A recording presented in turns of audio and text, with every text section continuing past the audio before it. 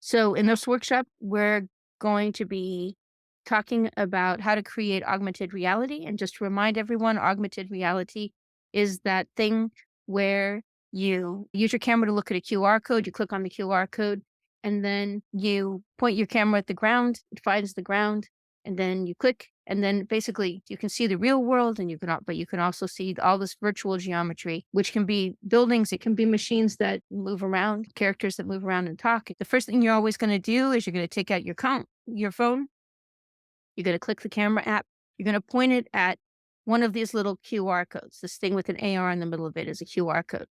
And what's going to happen is your phone's going to see it if it's in any kind of recent Android or iPhone. You're going to be able to click a link to launch Adobe Aero. You may have to install it if this is the first time you've done one of these experiences, which takes 60 seconds. Once the app is open, it's going to ask you to point your phone at a surface. In this case, you're going to point it at the floor. When it finds the floor, it's going to tell you it's found it. It's going to ask you to click. And when you click, it's going to put the 3D geometry into the real world. And after that, you basically can just use your phone to move around this virtual world. The interesting thing is that you can see this experience anywhere you go, as long as you have your phone and as long as you have access to that QR. You can send the QR code or a link that people can click on their phone, and it will automatically let them have that experience too. So augmented reality experiences are very easy to distribute, and they tend to go viral when they're really good. So they're a good way to market things like books and movies and so forth if they contain stuff that's interesting. And this code could be something on a business card. It could be something that's pasted on the wall of a building. It could be something that's on the floor. No matter where that code is, if you see it and you use your camera to look at it through the camera on your phone, you will see the Adobe Aero link. You will click on it. It'll bring up the second screen, and then it'll ask you to click a location on the floor. And then after that, you'll basically see your virtual objects in the real world, and they will be able to move. They'll be able to cast shadows, which is what you're seeing here with the alien. I wanted to note in the past, when we were looking at AR experiences, they were really small. People would have an AR experience on their business card, and you would trigger it. And basically, it would just show a tiny little something, maybe a character standing on the business card. And I found that really pretty uninspiring. The interesting thing is that you can make AR experiences that are as large as a building in the workbook. You'll find an experience which basically shows a temple. And you have to trigger it outside because you need enough space to walk around it. And once it's triggered, you can walk inside, right? And you can look up and down. The geometry is complete. And notice it's got characters that move. And in this AR example, if you actually click on this image, it will take you to the site where you can find this particular event. So I want to point out two things as we look at this particular example. The first thing I want to point out is this is large scale. The second thing I want to point out is that it can point to a URL or a website that you want people to visit. And the third thing is there's a video button. When you trigger one of these events, there's an option that lets you actually record what's happening on the screen. This is the same as the virtual production techniques that you see people using on shows like The Mandalorian, in a way. Because in The Mandalorian, they're using big LED screens to bring in 3D objects and marry them to the real world so they can film the two together. We're doing exactly the same thing here, only we're bringing stuff into the real world, and the camera is making it so that as I move the camera in the real world, our view of what we're seeing changes in the 3D world. That's part of the AR experience. So this is a really fast way to do virtual production. If I wanted to have a live person walk up and stand next to one of these robots, I could certainly do that. Just like I'm showing pictures of the cars behind here, I could just as easily have people walking inside of this environment. My only point being that it's getting easier and easier to marry the digital world of 3D models and so forth with the real world that we all live in. And you can even do it on your phone. These applications are becoming more and more sophisticated. So it could well be in 5 years of the kind of things that you're seeing being done on the Mandalorian set are literally being done on your telephone. So go ahead and dive back into our presentation. Once again, what happens is people see there's a QR code. They take out their phone, they point it, they launch the camera app. They see they focus it on that little QR code, that green thing. They click, it launches Adobe Aero. They place the 3D objects in the real world, and then they can make them interact. And you specify what objects move, what audio people hear, how the objects relate to one another, et cetera, et cetera, et cetera. So I'm going to walk through this process in real time with you, but I have the step-by-step instructions that allow you to create Adobe Aero experiences really quickly. You're going to go to the Adobe Products Aero page, and you're going to sign up for an account. It's an Adobe product, and as of the writing of this particular document, and as at this particular time when I'm doing the workshop, the Aero app is free, and it has been up until now. You're going to probably have to install the Adobe Creative Cloud, also free, and you'll see the Aero app listed on the list of apps that the Adobe Creative Cloud gives you. And you're going to basically click on the Adobe Aero app to launch it. You're going to click New File, and then you're going to create an experience by using the characters that they have that come stock with Adobe Aero. Or if you want, you can import images or import a series of images in a zip file, which will turn into a movie. Or you can bring in 3D objects as FBX files or OBJ files. And basically, you just position each object where you want it to be, make sure it's the right size. And then you use a thing called the behavior builder to tell each object what it does when people click on it or when the scene first opens. Finally, when you're done, you click share to create a QR code, and then you can distribute that QR code by putting it on walls or by sending it to people or pasting it on the floor. And then you can also get a link that you can send to people on their phones. And when they get it on their phones, they'll be able to trigger the AR experience. Cool. So with that in mind, I'm going to go ahead and if I look at the Adobe Creative Cloud, so I just have done everything I've told you to do. If I look at the Adobe Creative Cloud, you'll see there's an option here that says Aero. And when I bring up Aero, it has my list of experiences here. When I want to create a new experience, I can just click on New File, and I can give it a name, Test 1. I click on OK. And then I can choose to usually the easiest thing to do is to click here on content, because they have a whole bunch of content that's actually available for free. And if I can just drag in objects that I like, for example, I can go ahead and drag in, or I can just double click to put in this lady, and I can choose to specify her size. So for example, right now she's call it tabletop size.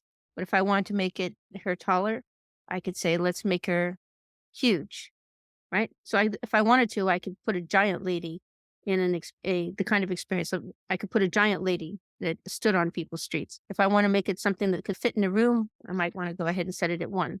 And you can actually see down here at the bottom what size the object is. And obviously, when you're creating things, you build them and then you experiment with them and you adjust the size as required. You can click and drag to position the object on any axis or rotate character in any way that you like. And let's see, very cool.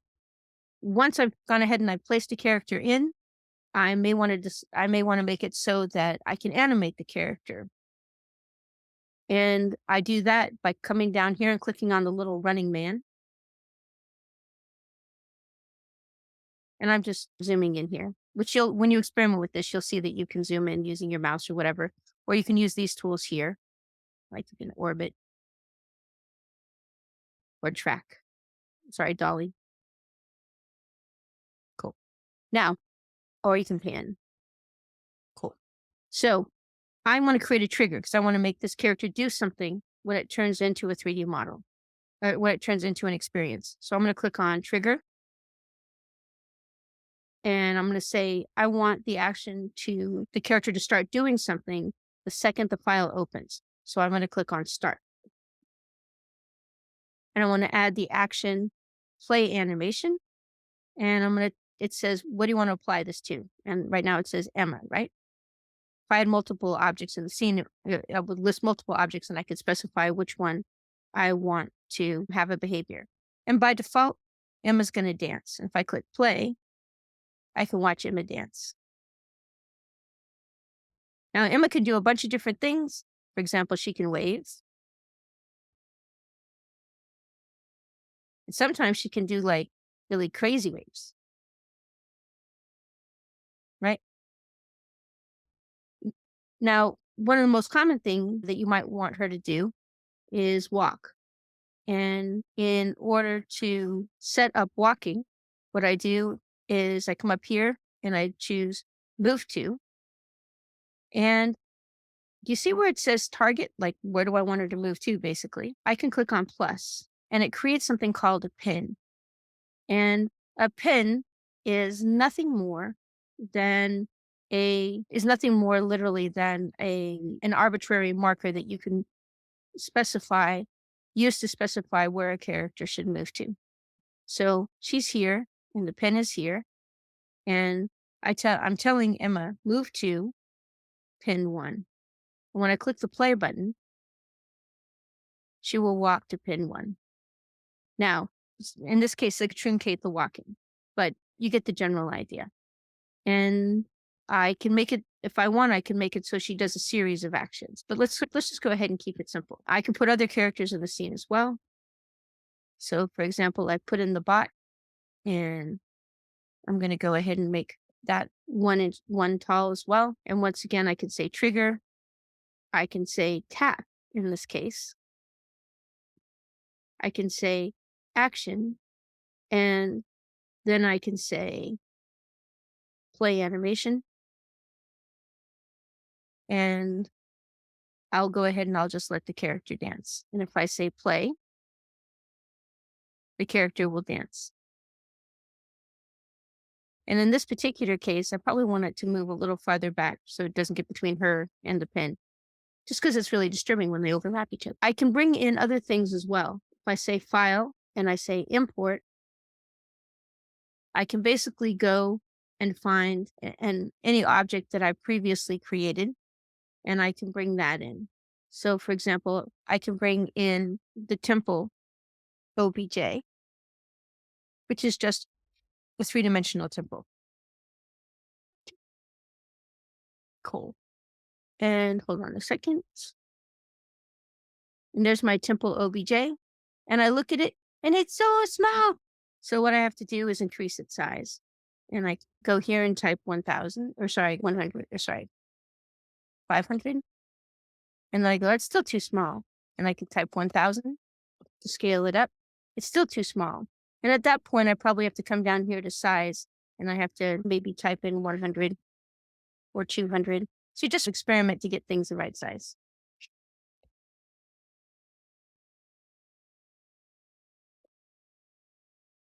Now, this particular geometry was actually brought, I went on to Daz 3D Studio, and which I've talked about a million times before. And I purchased one of their 3D models and I purchased the interactive license. And so, because I'm using it in an interactive experience, and now I've just brought it into this particular scene. Cool. And you can see that is a pretty straightforward thing to do. I can also bring in images. For example, file, import, and I just need to go find any image that I really like the look of. And let's see. I don't like anything this is. Hopefully it's nothing weird. Oh, cool. So I just brought in an image. And notice that it's really small. Once again, I can just expand. I can just make it grow by increasing the scale. Now, I can animate this the same way I can animate any other object in the scene. First thing, of course, I might want to do is just position it. So I'm going to go up here and grab the move button and move it over here. And that's just a still image. If I decide that I want to give it a trigger, I can make it so that when people tap it, it's sorry. I can go ahead and add an action to it and I can tell it that I want it to spin. And when I click on this, when people click on this, it'll automatically spin. And whenever I click on this character, it will dance. And she's stuck over here because I didn't give her any other instructions. Didn't tell her she had to go back. Cool. Now that I've got all of these elements in, I can go ahead and click on the share button and I can choose create link. I might as well go ahead and give it a name. Let's call it, let's see, AR test and Upwards Film Funding Club. And I'm going to go ahead and click on create links. And notice it's telling me how big the file is going to be. In this case, it's saying 24.56.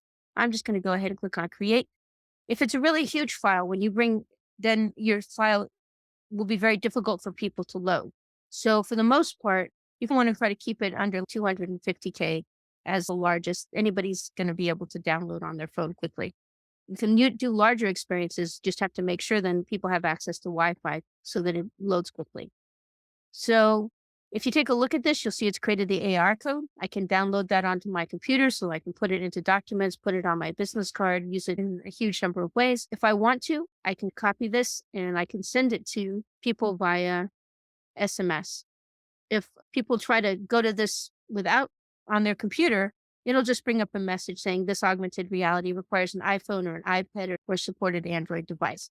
So it won't cause a problem. If people view it on their computer, it'll just tell them that they have to actually use their phone to view it. So if I go ahead and I say file close, because I'm done working on this particular one, I can bring up Short Space Girl, which is oddly named, but here's where we are. So if I click on Short Space Girl, so this is one of the ones that I sent out. It's basically a life-size experience. And if you take a look at the elements that are here,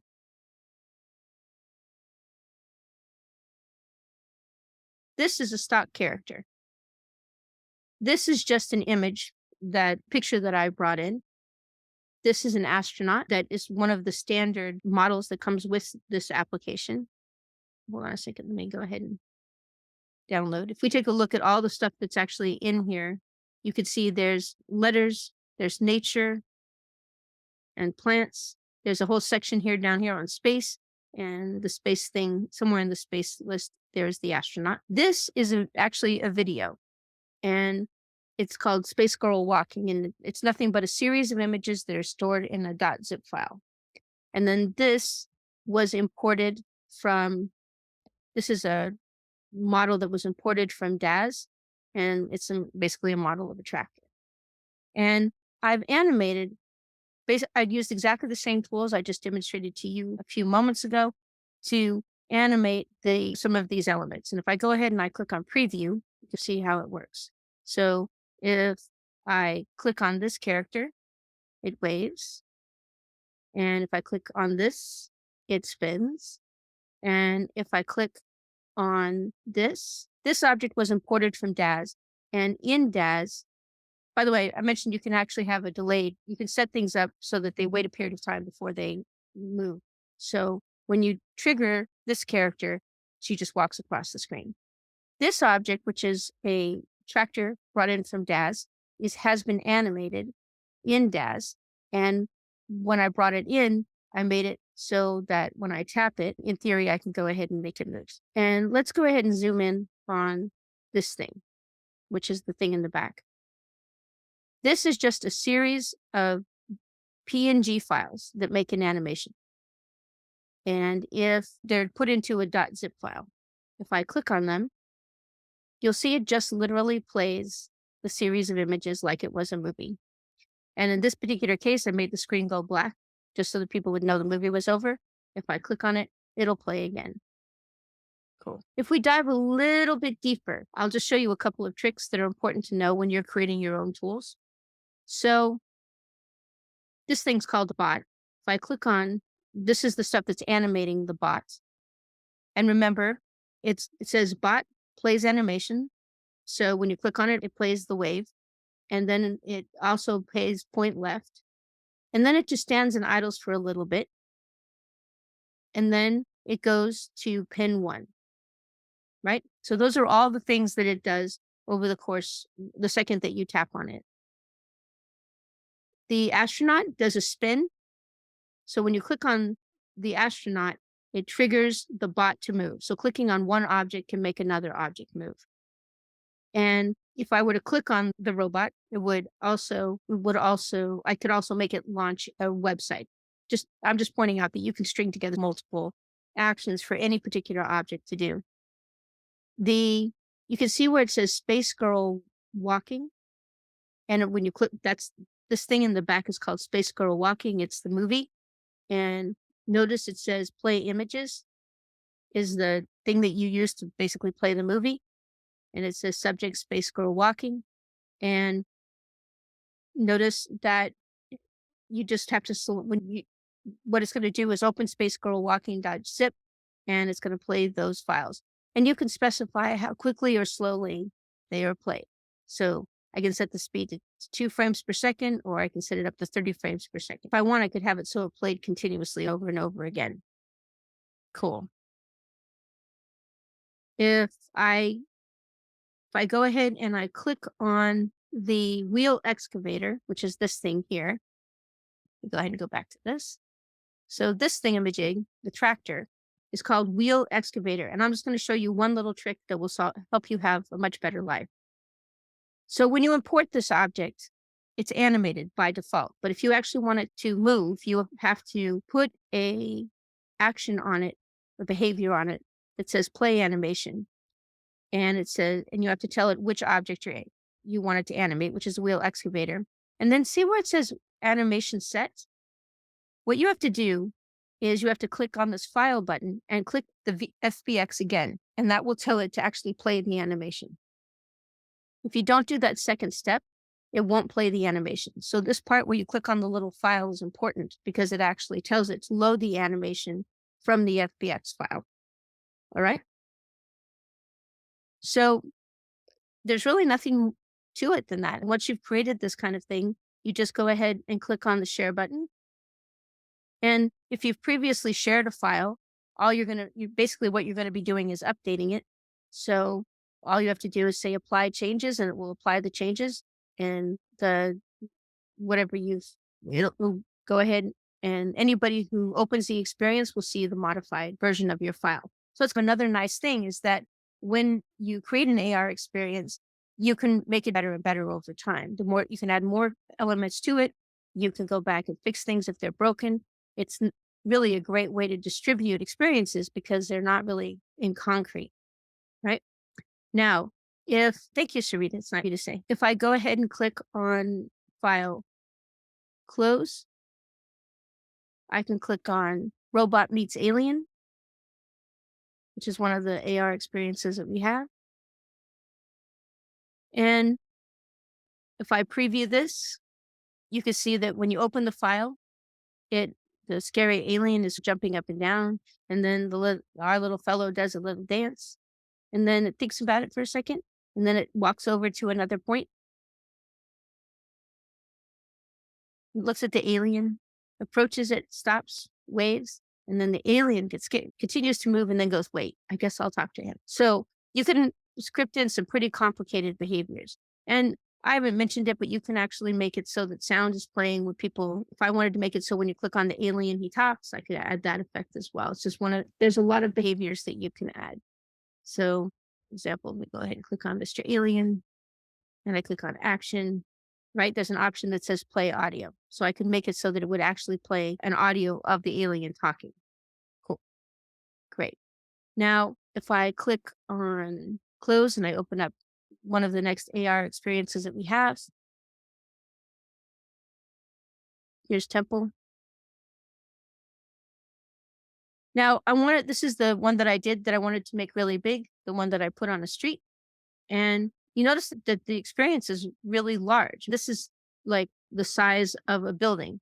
I could have made it the size of 10 buildings.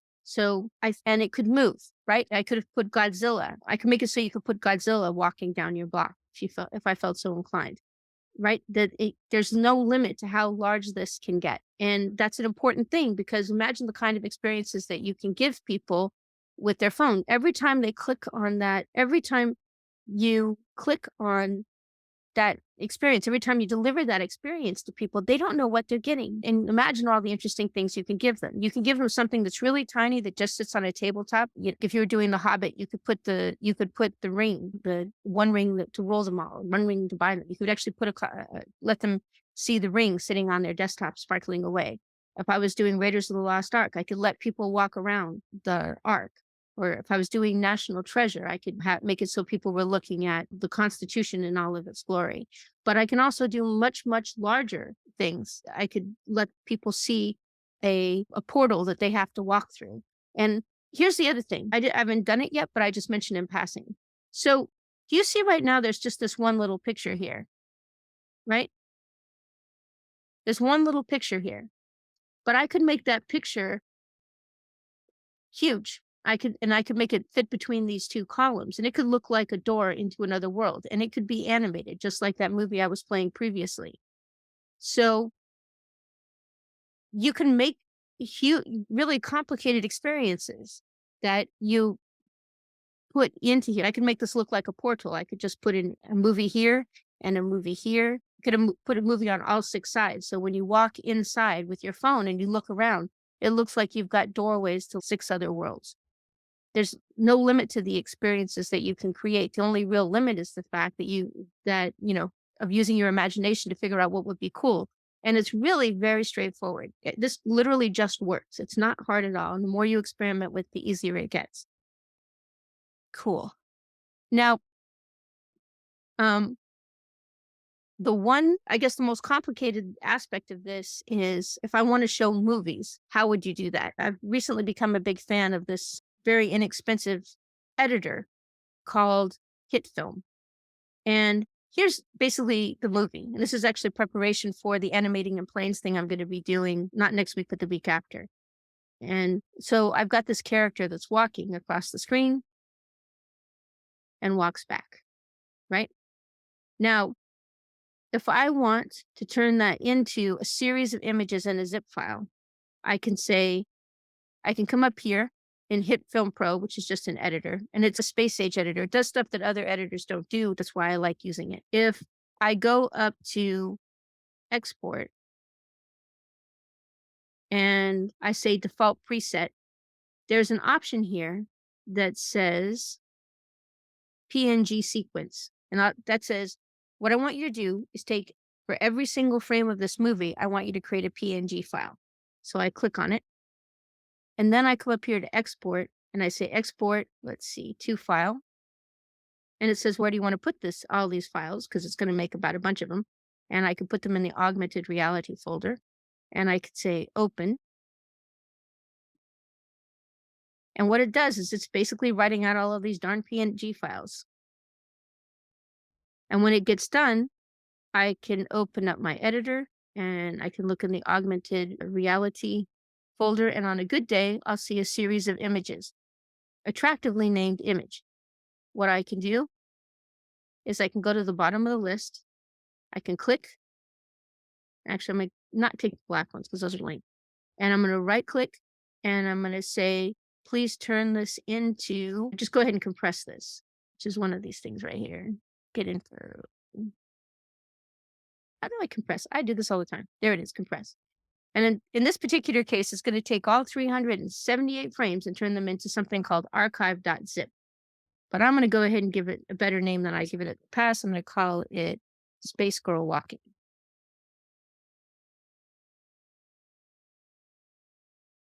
And I'm going to say big because it's got 370 files in it. And so now when I go back into AR, I can go ahead and say file, import, augmented reality, Space Girl Walking Big, and I could say open. And what it's going to do, I can't see it, but underneath here, it's actually loading this file and it's going to take a couple of seconds to actually do it. Because did I mention it's a huge file? Let me go ahead here. see if I can move this out of the way. It puts it right here at 0, 0, 0. So the rest of my crap's at 0, 0, 0. And no, I can't see anything. So it's taking a while to load this. In real life, that's when I was creating the file that I actually distributed to you. I made sure not to put too many images in it because the longer it is, the longer it takes to load. So that's one of the reasons you don't want to make it be too long. Anyway, I will just sit here while this does this thing. And I mentioned in passing that you can get hitfilm.com, and if you don't have an editor, it's very cost effective to get, and it does a lot of things that a lot of other applications don't do very easy. So when you get a chance, you might want to check out HitFilm, and I'm going to be using it more when we talk about how to animate in planes. All right, so here's our guy, our little film, and he's small right now, but once again, I can make him big by saying 0.5. Or maybe even larger. Should I make it 1, or is 1 too huge? And once again, I can rotate him the same way I rotate anything else. So I go 90. There it is. And I can zoom in on it. And I can do preview. And if I click on this guy, well, on a normal, oh, actually, I didn't tell it to play. Hold on a second. This is what happens. So now you saw that it didn't do anything. In order to make it play, I have to come down here and say trigger, tap. And it's got Space Girl walking big because that's the name of the image file. And great. And now I just have to put in the action. So when people tap, I want it to play images, and we'll see if that works as I expect it to. And 15 FPS is too slow, so I think I might want to play faster. It's not going to play that much faster on the screen, but you get the general idea. And so now I've set up the action. And now if I do preview, you could see when I click on it, it will move. Now, again, it's moving slowly because it has to literally move through 350 frames, which is a lot of frames. So when you're making yours, you might want to make them shorter. But beyond that, it's a pretty straightforward process. Cool. And I'm going to go ahead and edit. Great. Cool.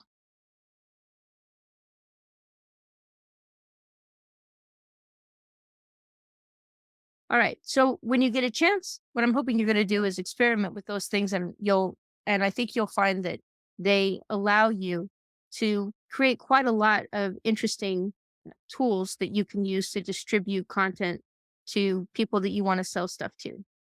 We go ahead and move this back into place. Great.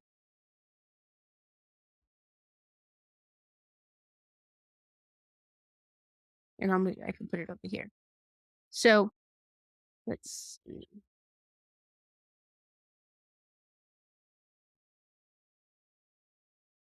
Now, if I go ahead and I save this, I say share, for example. The next time, if I would say now and say apply changes, the next time you loaded this particular experience, you would automatically see the changed walking person. I'm not going to do that because did I mention a ridiculous number of frames in it, and it would slow down the whole experience and upset people. So I'm just going to go ahead and delete that. And then I can just go ahead and close this file. Great. So the only other thing that I would mention is, in order to get this geometry that I'm using here, I bought it on the DAZ website, and I purchased the interactive license. So I'm going to go to DAZ3D.com. And my understanding of the license agreement is that in order to create any interactive experience, you have to buy an interactive license to incorporate it into any kind of game or interactive experience. But if I come and I click on the shop button and I look at, for example, places and things, and I can look at structures, right? Now, here's the thing. This model is really complicated. Not to say everybody doesn't need an old Victorian house, because we all do. It's going to end up in something we work on. But What I usually you want something that's relatively small, so you might want to go ahead and search by price low to high, and you can look at all of the different tools that there are here. So, for example, I could say jungle ruins. That's the thing for me, and I can go ahead and click on it. It's all of 547, and it has an interactive license available, so I can click on it and I can go ahead and buy this. I can buy this geometry. And then in order to use the geometry, I would take it into DAZ. And we've talked about DAZ previously. I have other workshops that dive deep. If you're a VIP pro, you certainly have access to all those resources. And if you purchased access to just this particular workshop on the day that I've run it, then you also have access to the DAZ content. But you can when you load the content, there you just basically load the geometry, and from the file menu you choose export, and you can export to FBX and you can also export to OBJ files. I generally choose to export to both just because I don't know which one's going to necessarily work better. If you run into problems with that, you're welcome to send me an email because I definitely look forward to hearing from you about that. Cool. There's also another place that you can purchase geometry and Turbo Squid. Cool. And you can see it's got a whole bunch of models that you could choose from. And on Turbo Squid, you can actually specify what formats you want to buy the content in. So I could say, look, I just want to buy OBJ files. So I don't want to have to take it into DAZ.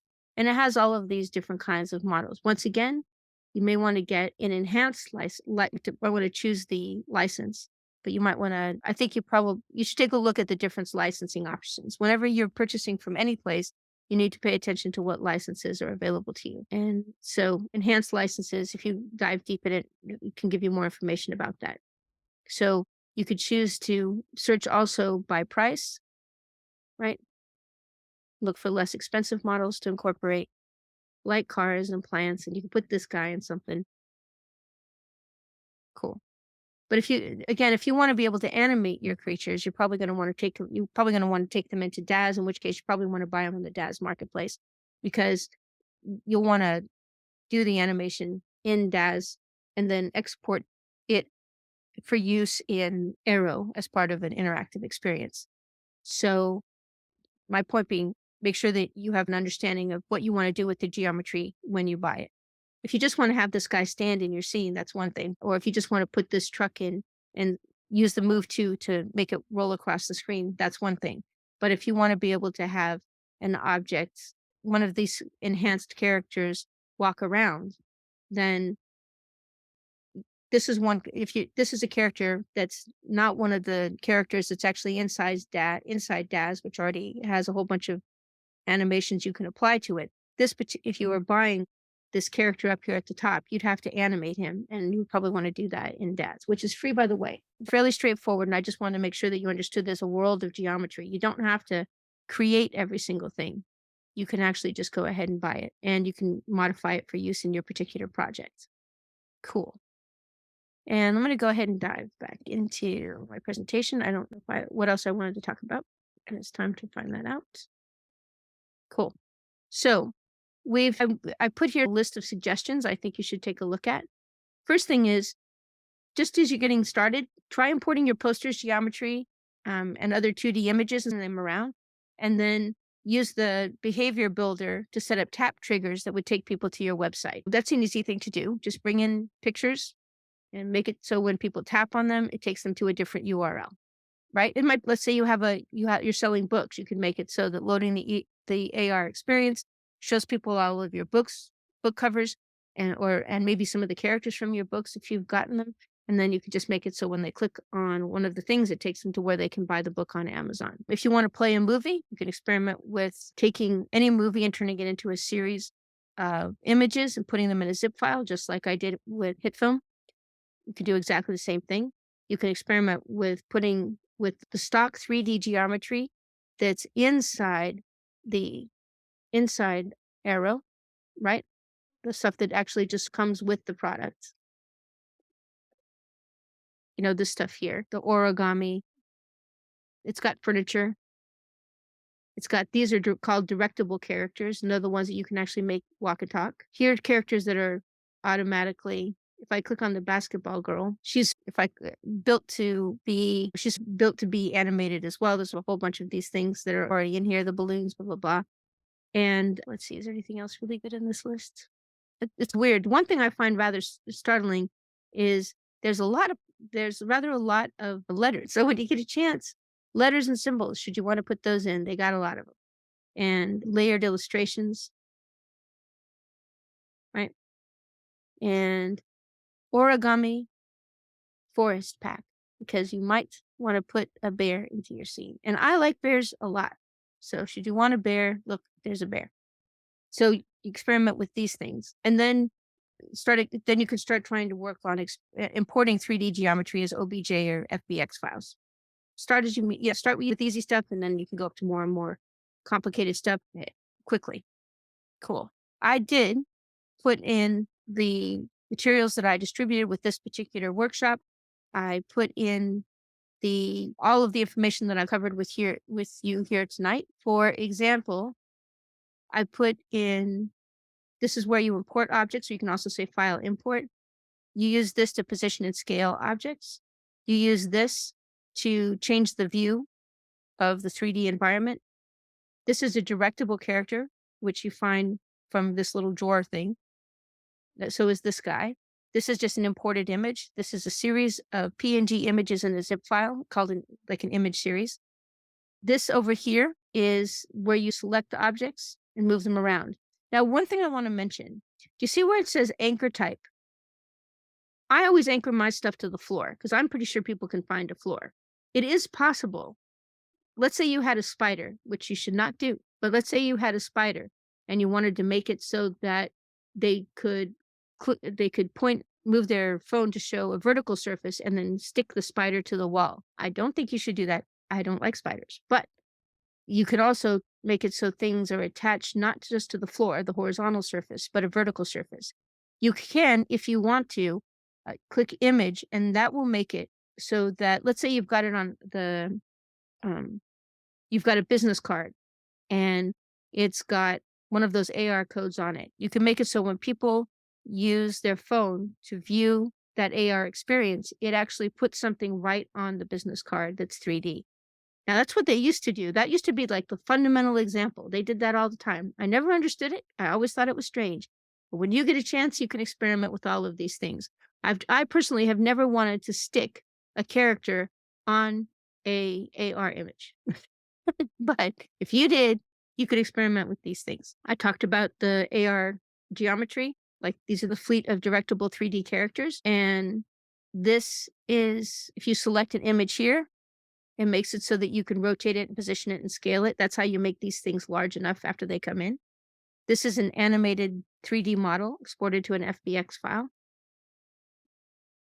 This basically shows how to do the programming required to make objects move. I put an X through this because these tools will allow things to move to get to their sort of starting position, but they're not involved with animation. So none of this under here has anything to do with animation. Only this stuff here has anything to do with animation. Okay. If I want this character to walk from here to the pin, then it's true that I have to position the pin using the move tools, but I don't really have to use these tools over here to rotate it or scale it or anything like that. I just mentioned that in passing because I think on most 3D applications, when you want to move things or animate motion, you use the move tools. That's not what you do in this application. You use the animation tools that are associated with this running man character. If I click here, this is showing you actually how to create a movie, Space Girl Walking. This is nothing but a zip file that has a series of images in it. And this is how you share things, is by clicking the share button. Sorry, this is how you share an experience. Click here. This shows how to make things walk. Click on this guy, click move to, click pin 1, position pin 1. Experiment away. And this tells you how to make it so the tractor can animate. You basically bring the tractor in as an FBX file, for example, as an FBX file. You say play animation, and then you go and select again using this file button, the same FBX file that has the animated file in it. And then you can make it so that when people tap on this object, it will perform the animation that you programmed into it in DAZ or wherever you program. Cool. Let's see. Great. Also, I wanted to point out, just remind you, you can make clicking on one object animate another. So clicking on the astronaut makes this guy walk to the second pin. And you can make clicking on any object open a URL that takes people to a website. This thing, as you can see, makes it anybody can view the experience. You can send this, you can give this to people, or you can give them this AR code. The thing is, these days, people know when they see an AR code, they're supposed to use their phone to look at it. Now, I'm going to take just a beat and talk about. I've been running events for a long time, and you guys know I'm slightly obsessed with virtual production because the ability to put live actors on three-dimensional sets, 3D sets with digital characters is just really powerful. You can see that it's really powerful because if you look at the most recent Game of Thrones, I guess it's called House of the Dragon, that's virtual production, right? They're using virtual production to make those dragons, to make those castles, to make the environments that the actors are living in. And what they're doing is in effect the same thing that this thing is doing. They're just doing it on a much larger level and with much more complicated tool sets. Basically, they have the Unreal Engine that has the 3D objects and digital characters and stuff in it. There's a virtual camera inside the Unreal Engine. And there is a then they have actors that are in the real world, and they have a camera looking at the actors in the real world. The Unreal Engine lets you marry the digital camera, the virtual camera, with the real camera in the real world, such that moving the real camera in the real world will automatically update the view of the three-dimensional characters, dragons, and geometry, castles, and so forth that are in the background, right? You're just creating a relationship between that camera in the Unreal Engine with the camera that's in the real world. And then once they've set that up, they've just made it so they just basically turn the camera in the real world on and record, and Unreal Engine stitches those two things together. Now, I mentioned in passing, that's not exactly true because these days, when most people are doing virtual production, they are using those giant LED screens. And what's happening is that they're taking the Unreal Engine's geometry and they're putting it on those giant LED screens. So when you move the real world camera, the geometry on the Unreal Engine screen, a big giant LED screen, automatically updates. And they're basically using it as a form, just like a big movie. It's like rear screen production done large with video. But you can also do virtual production, and there's a less expensive and faster form of virtual production where you just shoot actors on green screen. And you use the Unreal Engine just to replace the green screen with the digital environment that you have in the Unreal Engine. And we have a workshop that talks about virtual production. Anyway, my point is that what you're doing in here is exactly the same thing. When you're using augmented reality, when you're using Aero, you're doing exactly the same thing. You're just doing it all on your phone. What you can do literally is create a three-dimensional environment, plop it down in the real world, and then you can view it through your phone. And you'll know if you've actually tried to use the experiences that I sent out to you. You can press the record button and you can actually record your experiences, and you can have people, you can see the real world, and you can also see real cars in a real street, and you could have real people walking onto that digital set. So it's just important to understand that your phone is already capable of doing a form of virtual production.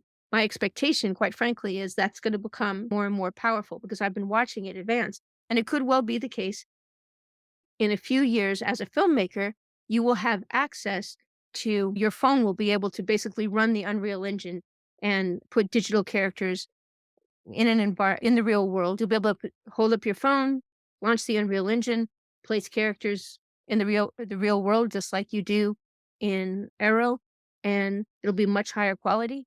And you'll be able to record you'll be able to record a movie. You'll just have your actors in front of you and they'll be in a castle and there'll be a dragon that flies in because all of the elements are actually already on the phone. Like all of the pieces are exist right now. It just has to get faster. It's the missing link is just speed. When you get a chance, I think this is a good thing for you to experiment with. It's fast, it's easy, it's very impressive. People like it. It's easy for you to play with. The other thing is, oddly enough, children are the people that are actually, if you're doing stuff for kids, our experiences are one of the things they like best. Cool. Now, everything is getting easier, cheaper, and faster.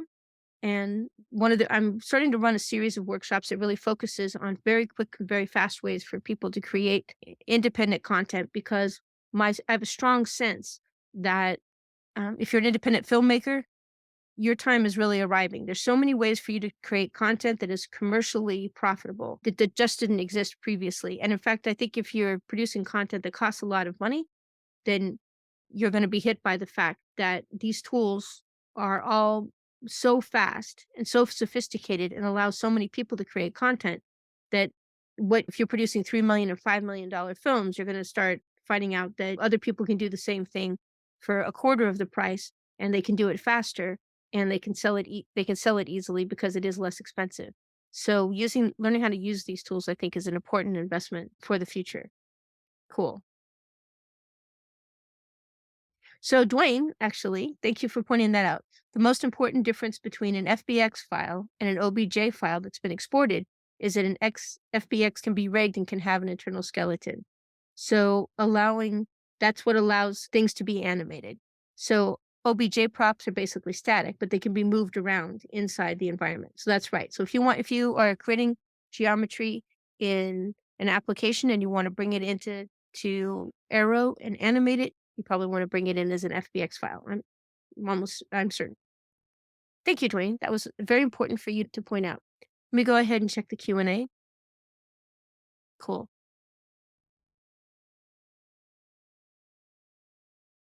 So Sarita asks, you can use things from other programs to go into here. Any other programs or just a few ones? Which objects can't you use? So Sarita, if you go ahead and experiment it, you'll see that you can obviously bring in still images. You can bring in an image series in a zip file as a movie, and you can bring in OBJ files, and you can bring in FBX files that come in from tools like DAZ or Blender or even the Unreal Engine, all of those kinds of tools.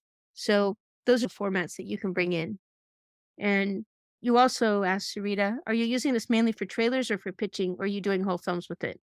So I think this is most appropriate probably if you're creating marketing materials or pitching materials, if you want to be able to give people an experience that lets them see your characters or watch a movie, or you can do a whole bunch of different things that let people explore the world that you're trying to give them by creating one of these experiences for them, especially if you make it large enough for them to walk around. Are you doing whole films with it? So it would be an experimental concept that I have considered is I think it might be possible for you to create a three-dimensional set that people can walk through using this tool. In other words, right now, previously, like you saw that I brought that temple in and you could go up to the temple and you could look at the moving characters and you could look at the pictures. What if I brought in a house that had a whole bunch of rooms? I could do that. And I could make it so that you have to walk through the house to see what's in there. And there's also the ability to record when you're inside the house, inside the Aero app.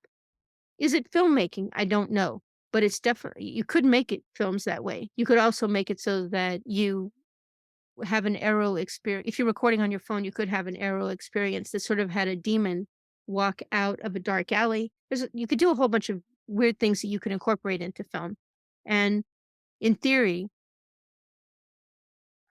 you could you could have a story such that a given character is insane and he sees things that aren't there, and you use Aero to create the things that aren't there that he sees, and you record the whole thing from inside Aero.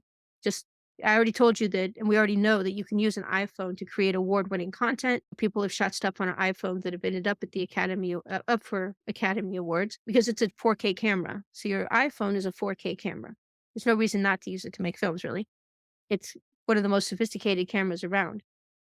So, in theory, you could shoot a film using these characters that we've created, or this kind of these techniques we've created to populate a world that your character lives in. That would be experimental at this point. You'd have to spend some time playing around with it. But yes, in theory, you could use it in the filmmaking process. And I expect that to become more and more advanced and more involved over time. And I'm gonna be talking about some other tools over the course of the next few weeks that let you incorporate live filmmaking with three-dimensional geometry. So using a variety of different cameras. This is one solution in that line. Let's see. So Sarita asks, can you import your own pictures into DAZ or AR? We talked about DAZ before. Remember, DAZ is a 3D application. You could create an object and you could put your pictures on it, but I don't know necessarily that you want to do that for the most part. DAZ is a three-dimensional, works with three-dimensional geometry. It lets you animate three-dimensional objects. AR basically lets you create augmented reality experiences. Aero lets you create augmented reality experiences that you can operate in the real world using your phone. So Darcy asks, what kind of projects can benefit most from AR? I think for the most part, you're asking if you can create your entire movie in the application or just creating adorable animated clips to drive folks to your website. I think at the moment, especially to start, you want to do adorable animated clips to drive people to your website. It does have an option that lets you put audio in the scene. You can make it so that when people click on a character, it talks. And you can actually make it play music the whole time if you want. So Sam Kleinman mentions that you may want to point out it's very possible that this year there will be AI programs that can simulate this very fast, as the beginning of it is already out there. So it is definitely I've mentioned previously, we've done a number of AI events recently, and we're going to be doing more. So we've reached the point where AI is about to become ubiquitous. It is already ubiquitous.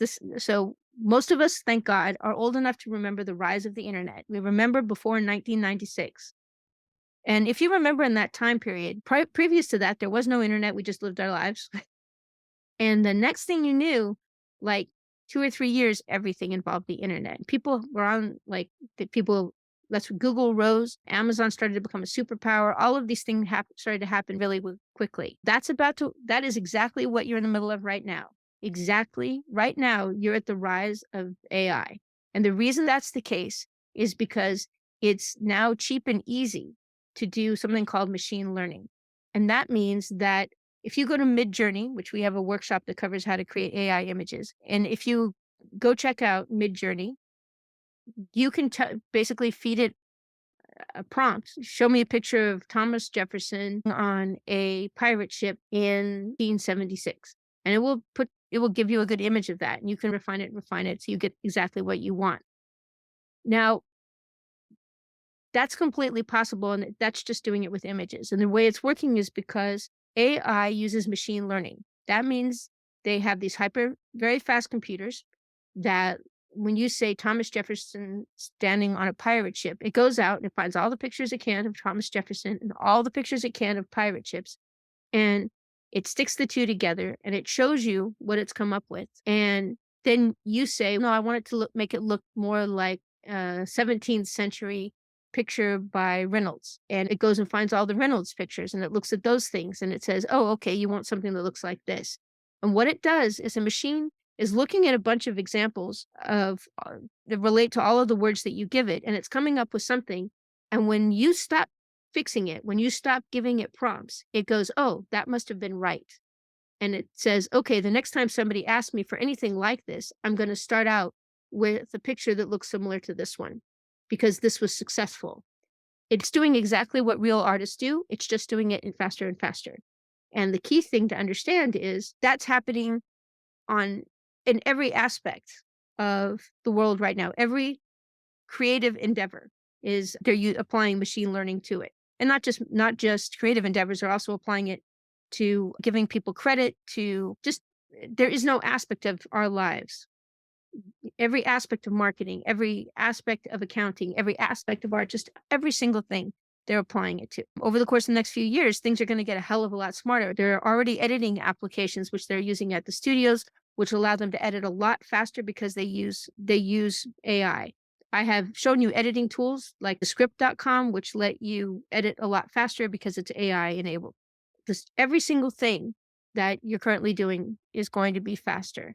So it is very likely that in 2, 3, 5, 6 years, you'll be able to make movies just by through a series of descriptions.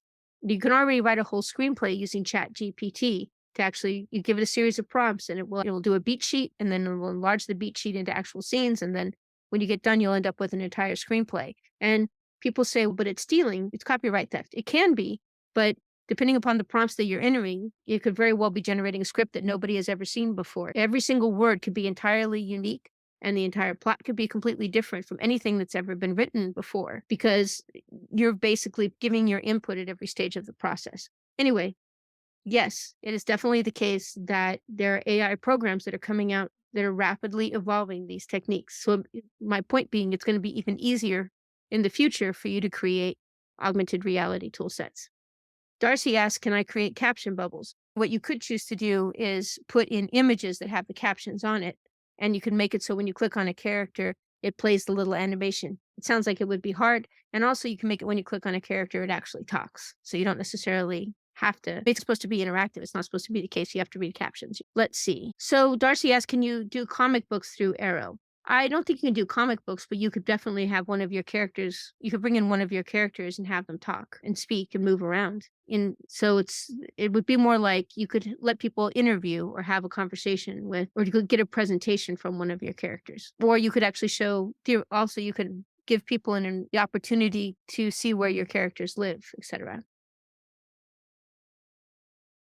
Yeah. So Sam mentions that he just used I'm not sure I recommend this, Sam, but he just drafted a film contract with AI within a few minutes. So basically he said, "Write me a standard for film distribution." Let's see. And he says instead of ChatGPT is the one that people are using for everything, but he recommends you check out ChatSonic. He thinks it's better. All right. So we covered quite a lot of content this evening, and I'm going to go ahead and turn it into a video and I'll post it on the site. You already have the workbook, and I hope you start playing around with it. The reason I want to do this event is one, I think it's some content that you can create very quickly and you can use it to sell your work. And alternatively, I also wanted to show it to you because it, it's an incredibly easy way for you to give people 3D experiences. And it's really it contains all of the fundamental elements of virtual production. And I suspect that this set of tools has become much, much more sophisticated over the next few years. And I think it's going to be revolutionary from a wide variety of standpoints, including the making of linear movies. Cool. And is there any other questions?